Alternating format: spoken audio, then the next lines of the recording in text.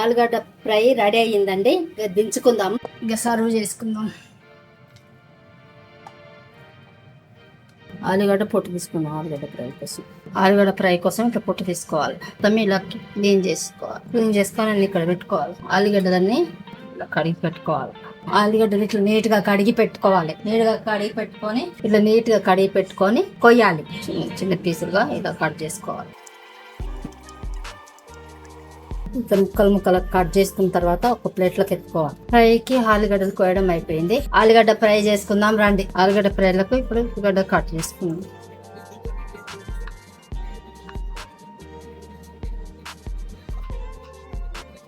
ఉల్లిగడ్డ కోయడం అయిపోయింది. ఆలుగడ్డ ఫ్రై చేసుకుందాం. ఇప్పుడు అన్ని తయారైనాయి. 2 చెంచాల నూనె వేసుకుందాం.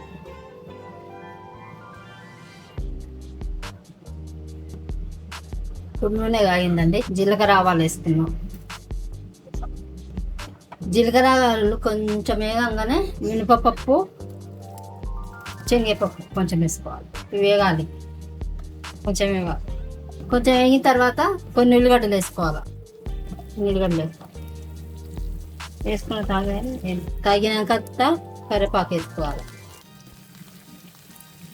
ఇంత కొత్తిమీర వేసుకోవాలి. చెంచాడు పసుపు వేసిన తర్వాత మంచి కలుపుకోవాలి. ఇప్పుడు ఆలుగడ్డలు వేసుకోవాలండి. ఆలుగడ్డలు వేసుకోవాలి. ఆలుగడ్డలు వేసుకొని కలుపుకోవాలి.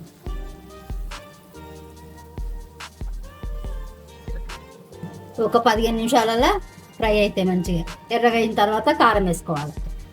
చెంచాడు వేసుకోవాలి.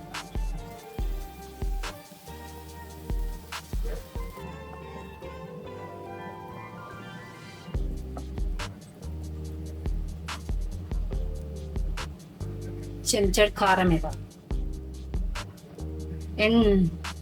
ముందే వేద్దావు ఏం పొడిలో, ఎందుకంటే మాడిపోతుంది కాబట్టి చెంచాడు కారం వేసిన ఫ్రైలో. ఒక 2 నిమిషాలు వేగిన తర్వాత ఇప్పుడు రుచి చూసుకుందాం. ఉప్పు సరిపోయింది. ఇంకా కొంచెం పడుతుందండి. ఇప్పుడు ఆలుగడ్డ ఫ్రై రెడీ అండి. కొంచెం ధనియాల పొడి వేసుకొని 1 నిమిషం ఉంచుకొని కలుపుకున్న తర్వాత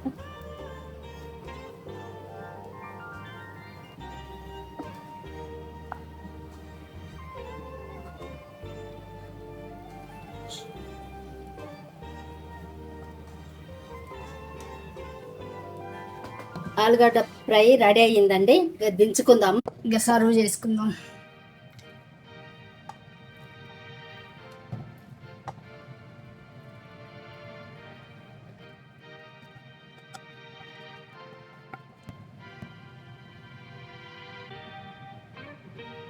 ఆలుగడ్డ ఫ్రై రెడీ.